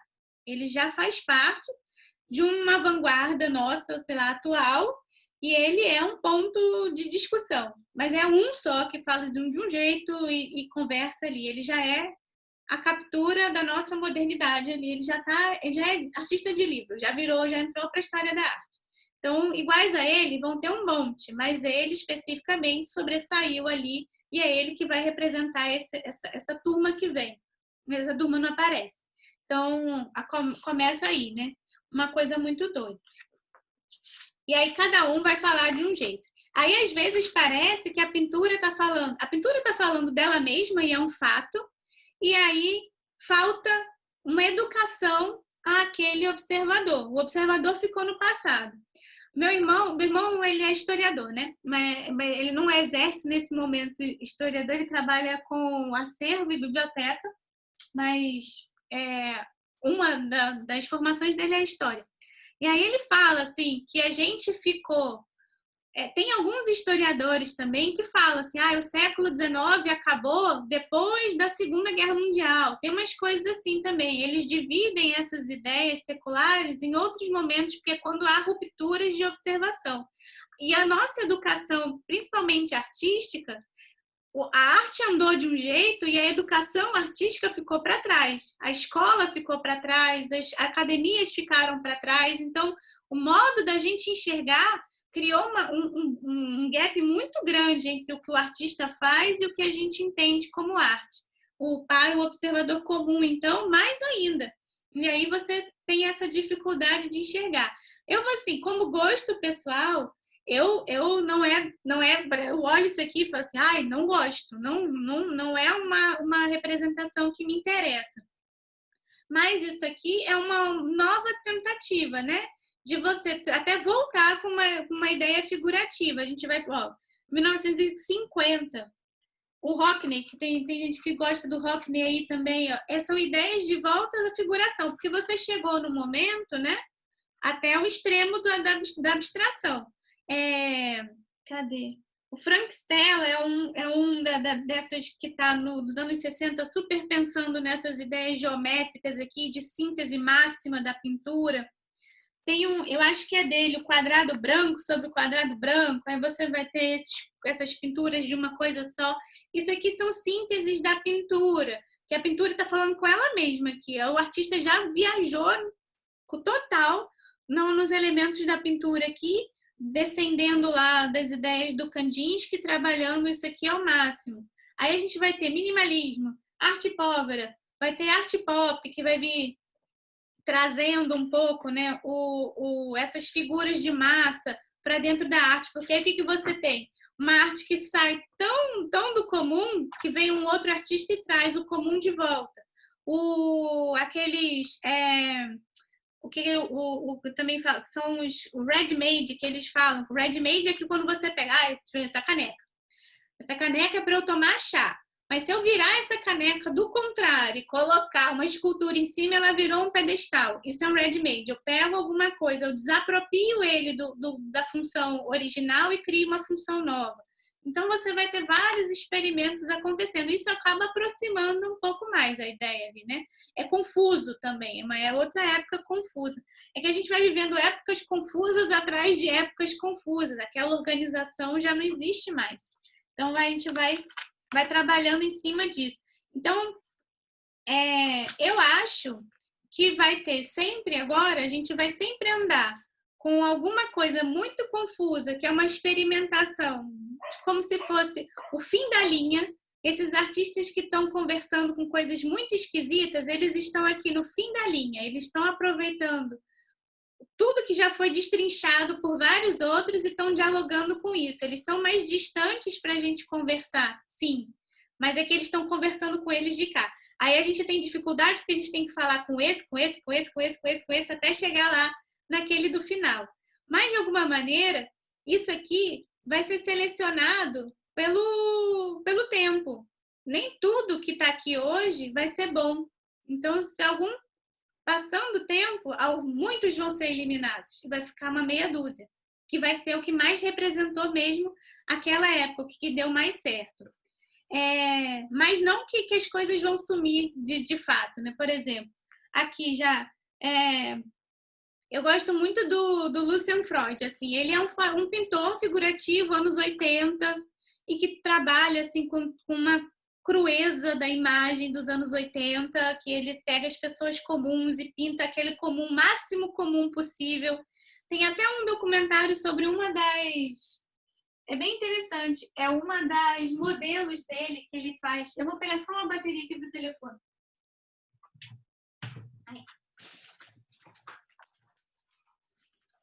Bateria pro celular, o computador que vai cair. É uma modelo que ele trabalhava bem gordinha. E se você olha assim para ela, ela foge completamente do estereótipo de modelo. E se você olhar, não é o que ninguém imagina. Mas aí ele vai e trabalha com ela. Ela posa para ele várias vezes. E ele vê nela uma beleza que é natural. E aí ele pega aquela beleza natural dela e cria uma coisa assim extremamente crua, sabe? Conversando talvez com 1980, talvez com aquelas supermodels margérrimos, ele pinta a mulher gorda que sai completamente ali daquele estereótipo. Ele está conversando talvez com essas pessoas, eu não sei, eu nunca li nenhuma biografia dele não. Mas é só para a gente pensar. Aí vai ter vários artistas que vão estar jogando essas para a gente. A gente vai conversar com quem? Do que ele está falando? Os assuntos são tão variados que aí é difícil. A Wendy Beckett para aqui no século XX, porque ela também morre. Então, ela para aqui porque ela não tem mais para onde ir. Mas tem outros livros que vão pegando. Tem um livro fácil de ler que chama O que é Arte? Aí ele tem a capa é até uma dessa do Roy Lichtenstein, é uma capa dele, eu acho. Isto é arte? Isto é arte, Aí ele começa logo no início falando assim, ou é na capa, ou contra a capa, sei lá, onde é que tem, ele fala assim, sabe aquela pergunta? Meu filho de 5 anos pinta isso. E não sei o quê. É até engraçado, assim. Ele fala, não, seu filho de 5 anos não pinta mesmo. Mas é que ele vai destrinchando, porque visualmente a gente não entende aquilo. Mas quando ele passa a explicar, fica mais simples de você levar aquela história. Mas tem coisas, gente, assim, mesmo eu tendo frequentado uma academia e tendo feito um estudo de história da arte, se eu não paro naquele período e leio aquele período e vou buscar o que ele quer falar, de primeira tem coisa que eu não entendo. E mesmo lendo, tem coisa também que eu não compreendo. Então, vão ter experiências que eu vou conseguir fazer diálogos e experiências que eu ainda não transcendi ali e não consigo. Mas Kiara, aí essa é a questão, sabe? Se você precisa explicar verbalmente uma coisa que tem uma linguagem pictórica, tá? Será que não está tendo um problema ali da representação? Porque o ser humano começa, sabe? As crianças sonham antes de saber falar. Tá? E se depois você simplesmente tem que explicar tudo que você representou, tá? Alguém tem que explicar para você, eu acho que está tendo um problema grave, né? Tem alguns pensadores que andam por essa vertente, assim, de que... Mas eu acho que às vezes a gente não está sabendo... É porque ou a gente talvez esteja lendo com olhos... Por exemplo, se é uma pintura e eu não consigo entender aquela pintura, nada daquela pintura, então eu realmente entendo assim, aquela pintura falhou ali.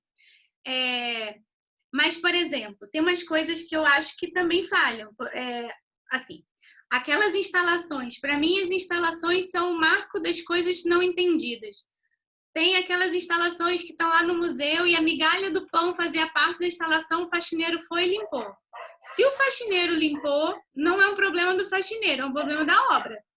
Porque ela não tocou nem o faxineiro, que está ali livre de qualquer ideia. Então, ela não alcança. Ela é feita para um determinado grupo, com um determinado diálogo. Então, assim, você pode não entender com quem ele está dialogando ou então o intuito da obra. Mas se ela te emociona de alguma maneira, seria mais ou menos o que quem vai trabalhar mais com arte contemporânea vai estar pensando na sua experiência com aquela obra e a que emoção ela te levou a ter. Então, não exatamente você precisa entender tudo que a obra está te trazendo, mas você vai criar um diálogo, uma relação com aquilo. Uma relação que pode ser uma emoção afetuosa, uma emoção que te faça, assim, chorar diante da obra, ou então uma repulsa, pode acontecer isso. Assim, o belo não é mais uma questão, mas a repulsa, sim, ela vai ser uma coisa que pode acontecer ali. E está válido. Se você olha para aquilo ali e fala, nossa, que horror, que não sei o que, isso te atingiu de alguma maneira. Agora, se a pessoa olha ali nossa, tá uma bagunça, eu vou arrumar aqui, vou jogar isso fora, vou limpar, não sei o quê. Sabe? É como se ele não... ali nada aconteceu, porque não entendeu, mas não aconteceu. Então, eu também tenho essa... Não comunicou. Não comunicou. Faltou ali alguma coisa para você terminar a emoção ali com aquele espectador. Eu estava na Tate uma vez, quando eu fui visitar a Tate Gallery, nem foi a Tate Modern, a Tate Gallery mesmo. Aí eles têm um caminho assim no chão da arte inglesa, você começa, né, do princípio e vai chegando aos contemporâneos. Acho que eu já contei essa história assim. Aí lá tem uma escultura assim de pão, feita de pão de forma, mordido, e ele é um quadradão, um retângulo, tamanho de uma figura humana, e dentro tem um desenho de um bonequinho de homem, esse bonequinho de banheiro. Então, nem para dizer que eu não gostei, eu não entendi a obra. É uma coisa que até hoje, essa é a sensação. Eu falei, nossa, isso aqui eu não consegui fazer assim. De alguma maneira, ela ficou em mim, porque eu conto essa história sempre, mas assim, existindo e não existindo, deu no mesmo, porque eu não entendi nada, não consegui transcender no pão mordido do artista ali, e ele foi parar na Tate. Alguém fez essa curadoria, já pensou, esse artista tem alguma coisa a dizer, ele vem parar aqui, mas para mim não disse nada, não fluiu ali, o negócio não aconteceu. Então, às vezes, eu tenho as minhas limitações e eu assumo as minhas limitações. Tipo, algumas coisas como essa eu não consigo. Mas eu também não me esforço. Agora, voltando na Faiga, ela, justamente para desmistificar isso, ela fala que existem critérios. Então. Entende? Existem critérios. Eu não sei se ela fica muito aquém, ela parou tá? Também até porque ela morreu, né? Ou se o fato da gente não conhecer os critérios faz com que a gente não sinta absolutamente nada, entendeu? Eu acho que a gente está no limbo ali, porque assim, a Faiga morre e ela está conversando com aqueles critérios que ela coloca lá na obra dela, são os critérios que ela conhece e ela desmistifica ali pra gente, mas ela também não morre tão distante da gente, mas o livro é mais antigo. E ela tem uma pintura completamente abstrata, mas ela ainda está falando com os elementos da pintura. Então, serve para a gente que trabalha com pintura, pode usar os critérios dela para conversar com o nosso espectador. Eu acho que surgem novos critérios que às vezes a gente não consegue, porque tem algumas obras que já não falam só com os elementos da pintura. Tem algumas obras que eu posso ser uma imagem e um som. E aí eu estou dialogando com uma outra coisa. É uma imagem e uma cena teatral, é uma videoarte, é uma instalação, é uma performance. Essas outras manipulações, né, que não exatamente da imagem estática como a pintura, elas vão estar conversando com outras coisas também. Então, assim, a performance, ela fala com algumas coisas que estão acontecendo agora. Então, a gente vai... É quase que de imediato. Você está ali conversando com uma ideia, com uma emoção humana, com alguma coisa assim. E aí tem os performances que fazem sucesso, são aqueles que conseguem dialogar ali com a performance que fica. E como é que você guarda uma performance? Guarda pelo relato do que aconteceu, né? E aí aquilo vai falando, eu vi uma performance e tal e foi legal porque a artista falou disso. Às vezes você nem consegue entender muito, não. Mas ela teve alguma coisa muito simbólica que conversou com um ato que foi o que aconteceu agora. Normalmente, eu tenho visto muitas performances como respostas de violências, assim, né? Você tem uma violência contra a mulher, uma violência contra o negro, alguma coisa, tem uma resposta performática em cima disso. É quase um teatro, né? Eu acho que precisa de ter também o lugar disso, às vezes, né? Eu estudei performance no meu curso de História da Arte, sendo que eu vinha da pintura. Então, eu também tinha minhas lacunas. Eu falei, eu preciso, talvez, de alguns conceitos específicos do teatro para eu entender uma performance. Eu não consigo encaixar com aquilo que eu sei previamente. Mas dentro da História da Arte eu estudei. Mas eu acho que me faltaria ali algo desse ideal, assim, sabe? Talvez falte até meus professores, porque eles ali são obrigados a me ensinarem da pré-história até o contemporâneo, por mais que eles ainda se especializem em cada espaço, né? Mas eu teria talvez que ter muito mais disciplinas e muito mais diversidade de professores para poder entender isso. Dentro de 2 anos e meio é complicado, são muitas vertentes, né? Então vão acabar sendo isso, assim. Então tem que ficar muito ligado nessas ideias mais... O próprio Banksy ele é um performer, né? Porque ele acontece alguma coisa, ele responde rapidinho, parece que o cara já está pronto ali, sabe? O negócio nem aconteceu, ele já tem a resposta, de tão rápido que é a ideia dele. Mas ele está completamente inserido no nosso processo. A gente hoje tem respostas muito rápidas para tudo. Se eu ligo para você, é imediato. Eu te mando uma mensagem, eu acabo de escrever, você já recebeu. E se a gente for pensar nisso há 100 anos atrás, não tinha nem telefone. Ou eu tinha que mandar uma carta que durava 1 mês para chegar. Então, né, olha, assim, essas coisas também a gente às vezes tem que pensar nessas mensagens, né, como é que elas vão passear entre as pessoas. E aí isso acaba se refletindo na arte.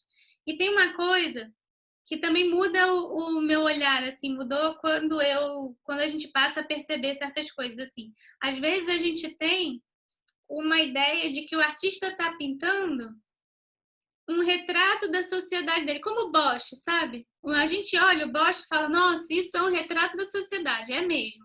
Eu de fora hoje olho lá e pelo que eu entendo eu percebo que aquilo ali estava totalmente inserido no mundo dele. Mas ele como artista ele não estava pensando nisso, nesse fato. Eu vou fazer esse quadro para a posteridade, porque daqui há 500 anos vão me estudar e eu vou mostrar como é que era o mundo que eu vivia. Ele não estava pensando nisso. Então, assim, o artista trabalha com as ferramentas que ele tem, que o momento dele lhe proporciona. Então, no futuro, ele acaba sendo uma representação de seu tempo, mas no momento em que ele está, ele usa aquilo que ele tem para poder se expressar de algo que aconteceu no momento em que ele está. Então, é sempre essa ideia, assim, também que a gente tem que pensar. O que ele está experimentando?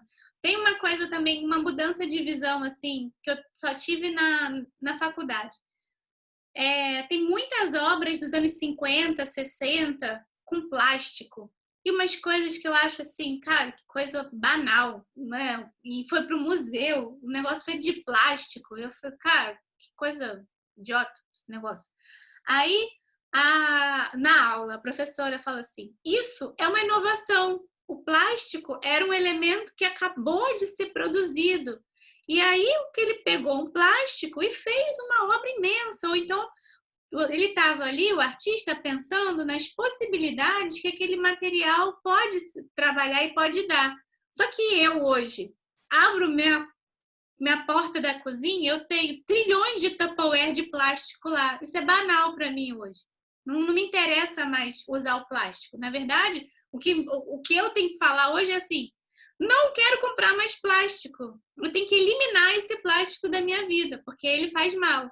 Mas antigamente, lá quando o plástico surgiu, ninguém sabia. Então, era um material mega inovador. Quem usava plástico era um super artista, porque ele estava usando ali, caraca, já saiu o plástico e ele já está tentando elaborar em cima dele algo interessante. E aí fica, naquele momento, o artista tal usava como meio expressivo material o plástico. Então, essas trocas de visão são importantes. E eu acho que também é outra questão, no meu caso, até questão de maturidade mesmo. Quando a professora falou assim, no meu auge dos meus 20 anos, cheio de plástico lá da minha mãe, na cozinha, eu falei, cara, conta outra, eu quero uma inovação. Então, não me atrai, né? O meu momento é outro. Mas quando eu passo a pensar no que socialmente aquilo funciona, realmente eu tenho que andar um pouco para trás e perceber o que aquilo estava trabalhando também. Então, caramba, a gente deu um passeio hoje aqui. Falamos mais do que deveria. Mas acho que funcionou. Vocês querem fazer a pintura de hoje ainda? Cara, eu acho que vai ficar puxado para você, né? A gente, de repente, pode pintar na próxima vez, porque você deu uma senhora aula de arte hoje aqui pra gente. Pois é, não era bem o que eu tinha planejado, mas acabou andando assim, eu nem vi a hora. Agora que eu vi, são 15 pessoas. Cara, eu tenho uma sugestão. A gente fazer uma composição e a aula que vem com esses elementos que você mostrou. Pode ser. Eu também acho. Tá bom, fica o dever de casa. Eu vou acabando aqui, eu vou ver o que aconteceu no vídeo lá que parou e já, para vocês terem o vídeo hoje já. Daí, com o que tá no vídeo, eu vou deixar no Google lá no Classroom também essas imagens, e aí vocês podem elaborar. Então, vou explicar aqui o que eu quero fazer. Eu tenho aqui uns papéis coloridos, e eu quero que vocês pensem no tipo de interação que vocês podem fazer. Por exemplo, eu tenho aqui, no fundo azul, esses elementos ficam assim. O que seria mais interessante? Esse com esse aqui, eu coloco pimentão ou não? Posso tirar, não preciso usar tudo, não quero esse. Vou usar só esses dois. Onde é que eu ponho? Assim, assim, qual é a cor que funciona? Tá? É como se eu estivesse montando um quebra-cabeça. Essa aqui ficou uma composição super bonita. Simples, clássica, mas bem, bem interessante, assim, porque a gente está lidando com laranja, azul e um tipo neutro aqui. Então, ela está fechadinha. Um vertical, uma meia diagonal, tá bem, não tá nada ousada. Tá bem, bem fechadinha, bem bonitinha. Mas aí, eu posso pensar também, sei lá, meu fundo, ele pode ter uma variação. Que tal um pano? Eu coloco esse pano, coloco aqui. Esse pano pode não criar contraste direto com o fundo, mas conversa aqui com a frente. Posso botar um outro elemento ou não. E se eu troco o meu fundo, né? Vocês podem fazer isso, pinta um pedaço, se não tiver papel colorido assim, pinta um pedaço dos fundos e vê o que combina mais, quem realça, quem funciona, o que fica legal, o que não fica. Esse aqui, talvez, esse aqui saia e esse aqui converse melhor, porque eu tenho um verdinho, tenho um contraste do vermelho, que coloco um outro, sabe? Para ir pensando no que tem, e se pode querer criar outras situações também, outros elementos, e colocar junto. Então, só o último fundo aqui que eu tinha separado para a gente conversar hoje aqui. Vamos lá. Aqui e aqui, talvez. Um fundo mais claro, o que acontece? Um fundo mais claro, fica tudo mais suave. Eu posso, sei lá, eu não quero isso aqui como um bulho, eu quero virar um jarro. Pode virar um jarro. Vou fazer umas flores. Ao invés de usar os pimentões vermelhos, vou fazer umas flores com essas cores. Vocês podem ser criativos também aí na escolha. Diga, alguém queria falar alguma coisa? Não? O que pulou aqui? Alguma coisa aqui? Então, seria essa meio que a nossa pesquisa de hoje para a gente criar uma composição. Então, a pesquisa fica de dever de casa. Eu faço a minha também. Pinto e mando para vocês. Pode ser assim também? Pode. Tem um outro vídeo. Pode. E aí, na semana que vem, a gente volta lá com a aula que eu tinha deixado dos clear lá, que eu não tinha feito ainda. Porque também é de natureza morta, é composição e é um outro olhar. Aí a gente fecha essa ideia das naturezas mortas e composições e afins. Estava lá com a imagem já que eu tinha feito um parêntese aqui pra gente. Eu acho que é um parêntese que é sempre construtivo. Com certeza.